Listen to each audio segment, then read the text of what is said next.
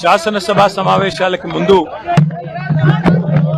ఆనవాయితీగా ఏ అమరవీరుల త్యాగాల వల్లనైతే తెలంగాణ రాష్ట్రం సిద్ధించిందో వారి స్ఫూర్తిని గుర్తు చేసుకుంటూ వారి త్యాగాలకు మరొకసారి ప్రణమిల్లుతూ ఇవాళ మా పార్టీ యొక్క శాసనసభా పక్షం మొత్తం గౌరవ శాసనసభ్యులు శాసన మండలి సభ్యులు అందరం కూడా ఈ బడ్జెట్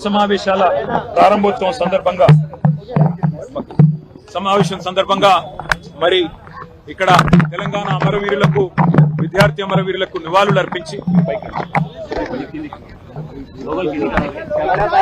సమర్పించి ఇవాళ శాసనసభ సమావేశాలకు హాజరు కాబోతా ఉన్నాం.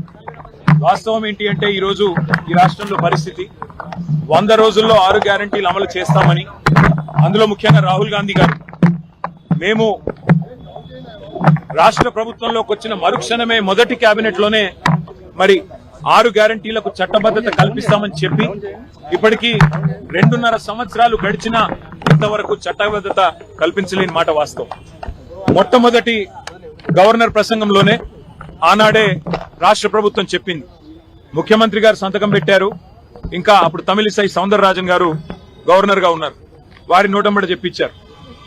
రాష్ట్ర ప్రభుత్వం వెంటనే చట్టబద్ధత కల్పిస్తుందని చెప్పి వారు ఆనాడు చెప్పినప్పటికీ ఇప్పటికి 2.5 సంవత్సరాలు ఇది 3వ గవర్నర్ ప్రసంగం. ఇంతవరకు 6 గ్యారంటీలకు చట్టబద్ధత లేదు. అట్లాగే విచిత్రమైన విషయం, ఇవాళ పంటలు నాట్లేసేటప్పుడు నిజానికి కేసీఆర్ గారి టైంలో రైతు బంధు పడేది. కానీ వాళ్ళ పంటలు కోతలకు వచ్చినా రైతు బంధు దిక్కులేదు. ఇంతవరకు రాష్ట్ర ప్రభుత్వం నుంచి ఒక స్పష్టత, ఒక సమాధానం లేదు. అందుకే రాహుల్ బంధు కాదు, రైతు బంధు వేయండి, రాహుల్ కు 1000 కోట్లు, రైతులకు వెన్నుపోట్ల అని చెప్పి ఈ సభ సమావేశాల్లోనే బడ్జెట్ సమావేశంలో తప్పకుండా నిలదీస్తాం. అట్లాగే అన్ని వర్గాలకు హామీలు ఇచ్చి మోసం చేసిన ప్రభుత్వం ఇది. బలహీన వర్గాలకు 1,00,000 కోట్ల బడ్జెట్ అన్నారు 5 ఏళ్లలో. మరి 2 బడ్జెట్లు అయిపోయినాయి. ఇది 3వ బడ్జెట్. ఈ పాటికి 60,000 కోట్లు పెట్టి ఉండాలి. మరి ఇంతవరకు దాని మీద కూడా స్పష్టత లేదు. అట్లాగే ఎస్సీ ఎస్టీలకు అంబేద్కర్ అభయహస్తం ప్రవేశపెడతామన్నారు. మరి 12 లక్షలు ఇస్తామన్నారు దళిత బంధు స్థానంలో. ఇంతవరకు అతిగతి లేదు. 2 లక్షల ఉద్యోగాల ఊసు లేదు. ఇంతవరకు 10,000 ఉద్యోగాలు ఇచ్చిన పరిస్థితి లేదు. అట్లాగే ఇక 6 గ్యారంటీలకైతే మంగళం బాడినట్టే కనబడుతున్నది. మరి మహిళలు ఎదురు చూస్తున్నారు. రాష్ట్ర వ్యాప్తంగా 2,500 100 రోజుల్లో ఇస్తామన్నారు. ఎప్పటి నుంచి ఇస్తారని. ముసలి వాళ్ళు ఎదురు చూస్తున్నారు. పెద్ద మనుషులు 4,000 పెన్షన్లు ఎప్పటి నుంచి వస్తాయని. రైతులు రైతు భరోసా కోసం, రైతు బంధు కోసం ఎదురు చూస్తా ఉన్నారు. రైతు కూలీలు నెలకిస్తానన్న 1000 రూపాయల కోసం ఎదురు చూస్తా ఉన్నారు. ఆటో అన్నలు ఎదురు చూస్తా ఉన్నారు 1000 రూపాయల కోసం. ఈ అన్ని విషయాల్లో ముఖ్యంగా తెలంగాణ విద్యార్థులు 10,000 కోట్లు ఫీజు రీయింబర్స్మెంట్ బకాయిలు ఏదైతే గవర్నమెంట్ చెల్లించాలో వాటి విషయంలో కూడా మొత్తం విద్యార్థులు, వారి తల్లిదండ్రులు ఎదురు చూస్తా ఉన్నారు. ఈ అన్ని విషయాల్లో జాబ్ క్యాలెండర్ అన్నారు. ఇంతవరకు ఆ క్యాలెండర్ లో మరి ఉత్త క్యాలెండర్ ఉంది తప్ప జాబులు అయితే కనబడతలేవు. ఈ అన్ని విషయాల్లో తప్పకుండా ప్రభుత్వాన్ని శాసనసభ సమావేశాల్లో నిలదీస్తాం, నిగ్గదీస్తాం. ఎక్కడ పోతున్నాయి డబ్బులని అడుగుతాం.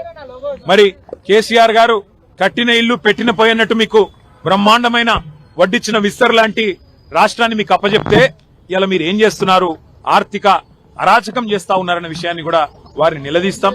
రిటైర్డ్ ఎంప్లాయీస్ కనీసం బెనిఫిట్స్ ఇవ్వలేని దుస్థితిలో ఈ రాష్ట్ర ప్రభుత్వం ఇవాళ రాష్ట్రం ఉన్నది అంటే దానికి కారణం ఖచ్చితంగా ఫైనాన్షియల్ మిస్మేనేజ్మెంట్. తెలంగాణను ఒక ఏటీఎం గా మార్చి ఏఐసిసికి సమర్పించుకునే దాని మీద ఉన్న శ్రద్ధ ఈ రాష్ట్రంలోని పేదల మీద లేదు అనేది తప్పకుండా రాష్ట్రంలోని ప్రతి పేదవాడి తరపున ఈ ప్రభుత్వాన్ని నిగ్గదీస్తాం, నిలదీస్తాం. మరి ఈ శాసనసభలో, శాసన మండలిలో తప్పకుండా ప్రజల తరపున పోరాడతామని తెలియజేస్తూ థ్యాంక్ యూ.